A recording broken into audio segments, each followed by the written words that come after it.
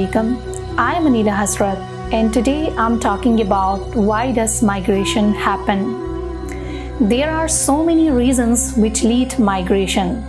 For instance, economic hardship, poverty, unemployment, low wages, and lack of economic opportunities in the home country often push individuals to seek better prospects elsewhere. Political instability and conflict, where political instability and human rights abuse compel people to leave their home countries in search of safety and security. Environmental factors, natural disasters, climate change, and environmental degradation can force people to migrate due to the loss of livelihoods, land degradation, or threats to their safety. Social factors, discrimination, marginalization, lack of social services, and limited access to education and healthcare may drive individuals or communities to seek better social conditions elsewhere.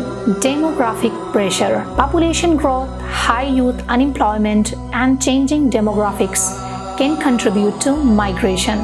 These are all the reasons which lead to migration, but the economic perspective can play a crucial role in shaping the migration patterns and trends around the world.